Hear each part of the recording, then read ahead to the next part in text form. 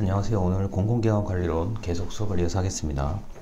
자, 오늘은 여러 번 말씀드렸지만 요금에 관련된 얘기인데, 이 요금이 다른 말로 뭐 가격일 수도 있고, 뭐 입장료, 사용료, 뭐 주차요금, 뭐 굉장히 다양하죠. 요금에 대해서는요.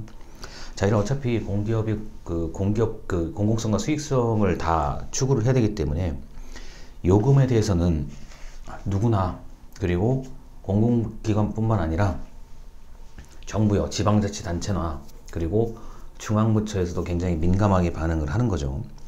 자, 그런데 오늘 드리는 말씀은 이건 자세하게 말씀드리기가 좀 애매한 부분이 많고, 일단 오늘 말씀을 드릴 모든 내용은 법이든 뭐 시행령이든 규칙이든 이미 다 포함이 되어 있는 내용들입니다. 그리고 어느 한 가지의 요금 기준만을 적용하지는 않아요. 굉장히 복합적인 적용이 필요하고, 복합적인 적용이 필요하다는 것은 이 요금을 내는 사람이 또는 내고 싶어도 낼 수 없는 사람이 전부 다 전국적으로 뒤섞여 있기 때문에 그렇습니다.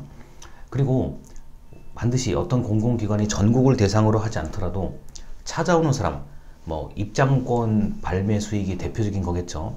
자, 그런 경우는 그 사람들이 과연 1,000원을 내고 5,000원을 내고 10,000원을 내고 이 전시를, 이 어떤 박물관을 입장할 수 있는 마음이 생기겠느냐, 그것까지를 고려하는 요금입니다. 그래서 오늘 말씀드리는 기준이 여러 가지가 있는데, 기준 한 가지의 그냥 기본적인 개념을 알아두시고, 이게 결국은 복합적으로 또는 특성에 맞게, 그리고 결국은 내 주머니에서 상대방의 주민의 지갑을 열어서 카드나 현금을 낼 수 있을 정도의 금액을 얘기하는 거거든요.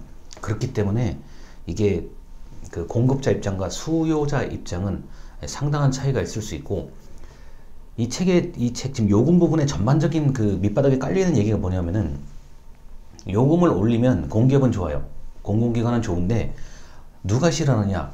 국민이나 주민들은 얘기할 게 없고요.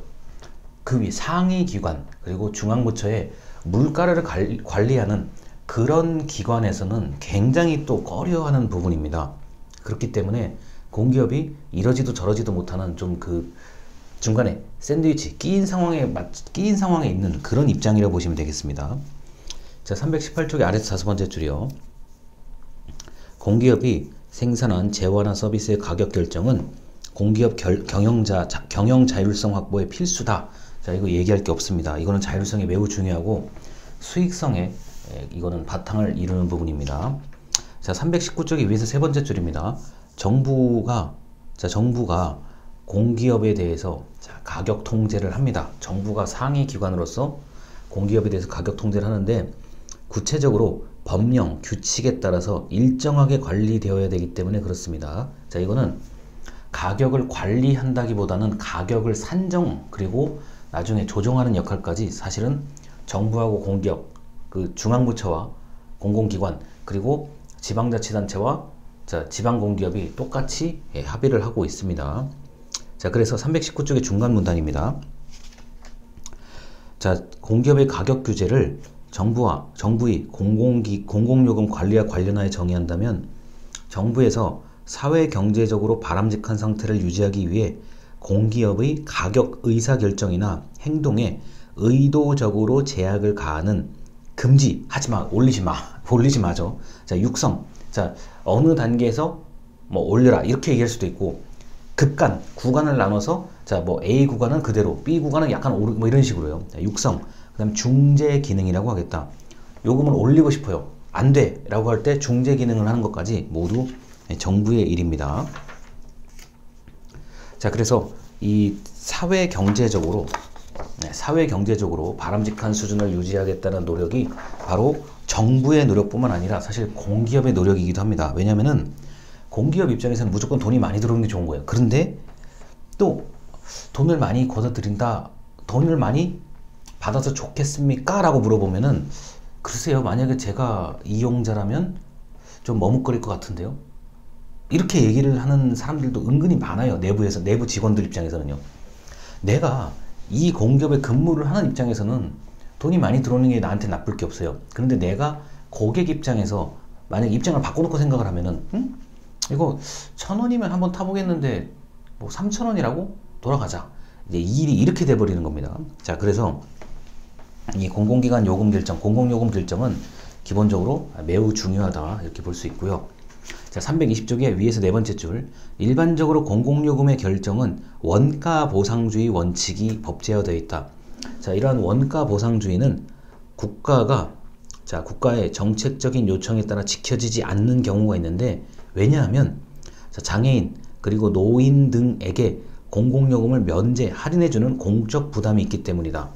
자, 그래서 이러한 공적 부담 때문에 공기업이 수지균형, 그 지출과 수입이 균형을 이루지 못하는 경우가 많기 때문에, 자, 원칙적으로 이렇게 그 공적 부담을, 자, 이 면제 대상을 늘려주면, 공기업의 그 요금의 면제 대상을 늘려주면 그 면제되는 금액만큼을 정부가 보전을 해주는 게 맞는 건데, 그렇지 않고 공기업이 스스로 부담해야 되는 경우가 많습니다.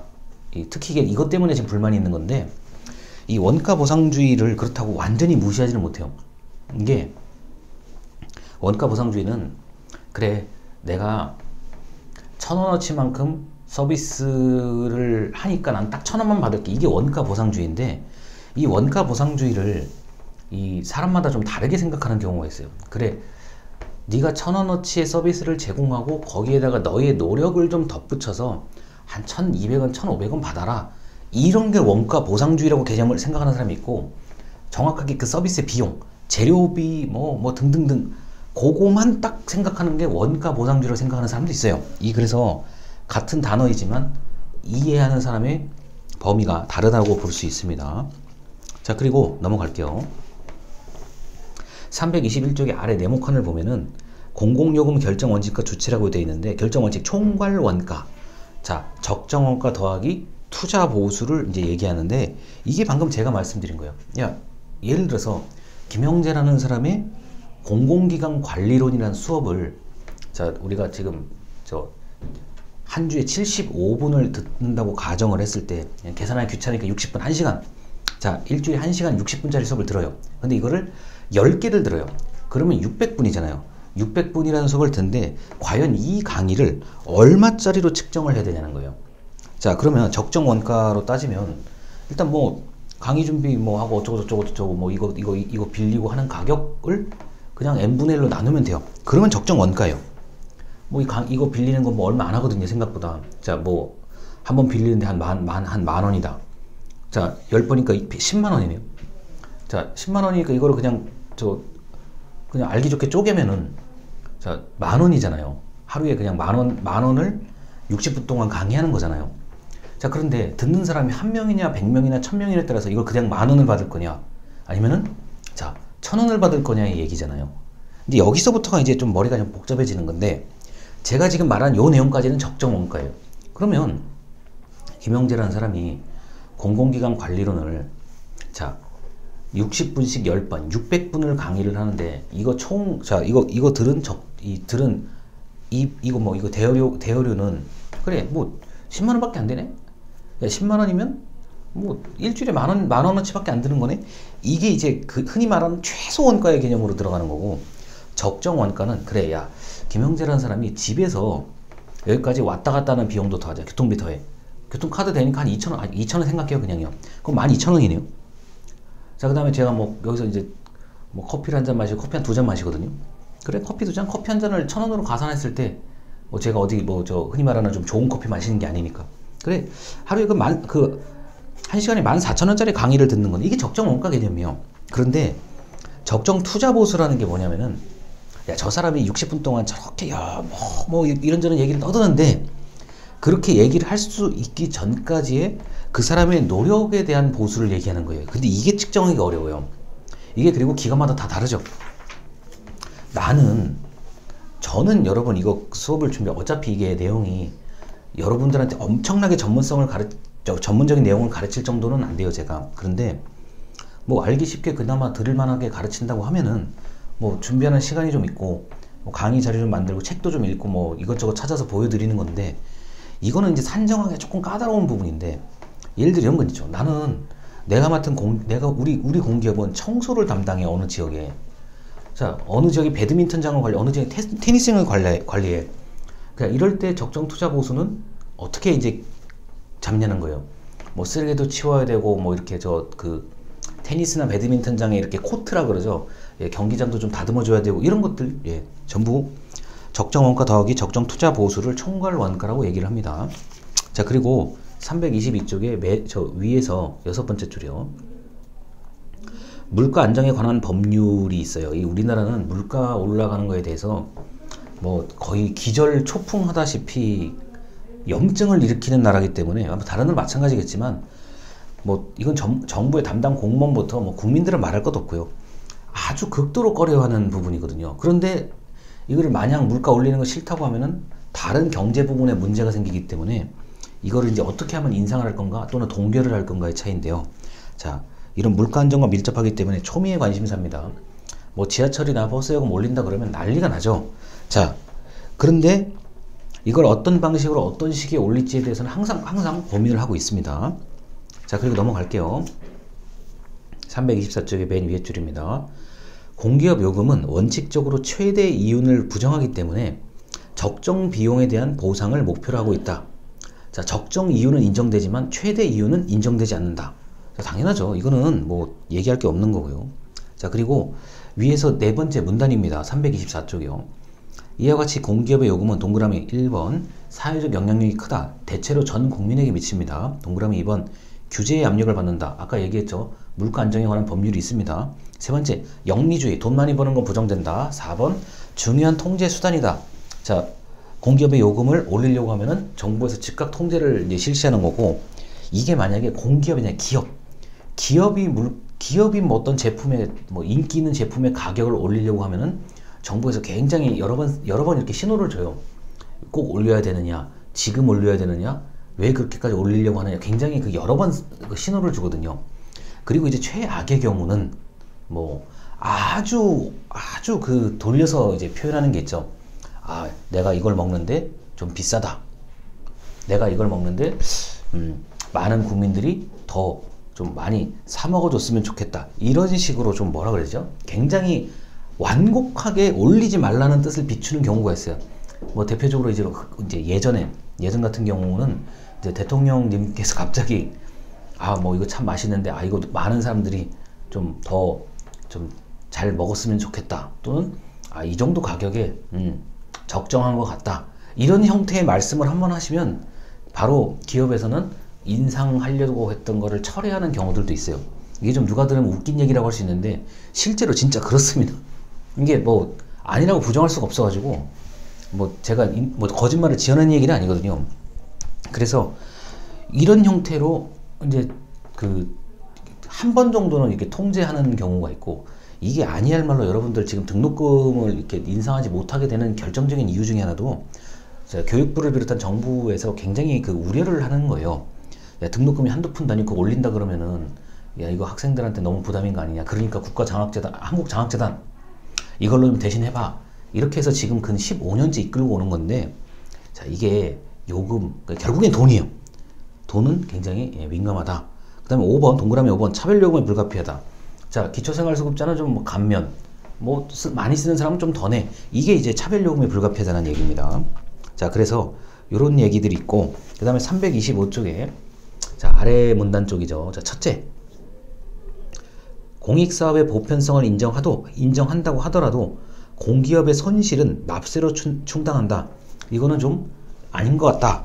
이런 얘기를 하는데, 뭐 공기업이 규모가 크고 많은 돈이 들어오는 그런 시장형 공기업 같은 경우는 그래도 뭐 좀 자구적으로 스스로 버틸 수 있는 능력이 있는데, 그렇지 않은 공기업도 있다는 것을 아셔야 됩니다.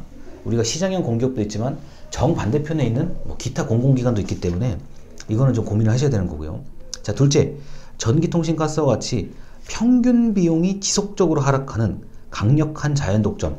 처음에는 엄청난 시설을 투자하지만 시간이 가면 갈수록 상당히 이렇게 쭉 내려가는 이런 강력한 자연 독점 산업에서는, 자, 여러 개의 소규모 기업이 생산하는 것보다 대규모 독점의 기업 하나가 생산하는 게 하위 가산성, 좀 어려운 말이 나오죠. 차라리 이게 훨씬 경제적이라는 얘기를 하고 싶은 거예요. 자, 그렇기 때문에 너무 완전한 가격 경쟁 원리를 적용하기는 어렵다라고 얘기를 하는 겁니다. 여기 지금 하위 가산성이라는 얘기가 좀 어려운 얘기인데, 야, 작은 기업이 여러 개가 동시에 그 서비스를 하느니 한 기업의 서비스를 그냥 통으로 다 하는 게 훨씬 장기적으로 보면 저렴하다는 얘기입니다. 자, 그 다음에 325쪽에 맨 아래 작은 글씨요. 제로 탄력성 요금제라고 하는 것은, 자, 이게 수요가 알려져 있지 않은 이런 특수한 뭐 우편, 자, 그 다음에 농업, 금융, 뭐 공기업이 생산하는 신제품이 일반적으로 국민들이 다 아는 제품이 아닌 경우가 많거든요. 그렇기 때문에 이거는 제로 탄력성 요금제라는 건 아예 요금을 고정시키는 거예요. 야, 이거하고 유사한 기업의 제품이나 서비스가 있는지 모르겠는데 일단 공기업이 생산하는 요 제품이나 서비스는 가격을 고정시켜버려요. 근데 가격을 고정시킬 때 좀 낮게 고정시키죠. 높게 고정시키면 가뜩이나 사람들이 이걸 모르는데 더 이용을 안 하게 되니까 낮은 가격으로 고정시켜서 일단 이대로 진행을 시켜, 그러는 거예요. 그러면은 여기에 맞게 사람들이 반응이 나온다고. 적정해. 이용할 만해. 그러면 굉장히 다행인 건데, 이건 뭐 가격이 이래. 이렇게 돼버리면 또 이제 또 한번 그때 가서 다시 교정을 하는 그런 방법입니다. 자, 이래서 이게 굉장히 까다로워요. 굉장히 까다로운 거고, 요금은 내는 사람의 입장과 주는 사람, 서비스를 제공하는 사람의 입장, 그리고 제3자의 입장이 약간씩 달라요. 그게 핵심이에요. 비싸. 아니, 나는 안 그렇다고 생각하는데? 야, 지금 이렇게라도 서비스를 해주는 걸 고마운 줄 알아. 이런 식으로 반응이 나오기가 너무 좋아요. 요금은요. 그렇기 때문에 교과서보다도 어쩌면 교과서에 있는 이론과 여러분 개인이 가지고 있는 그 상식, 그 다음에 소비의 습관, 그 다음에 기업이나 공기업이 이렇게 서비스하는 제품을 만드는 거, 이걸 복합적으로 이해해야만 요금을 그래도 재미있게 이해할 수가 있습니다. 일단 강의 여기까지입니다. 감사합니다.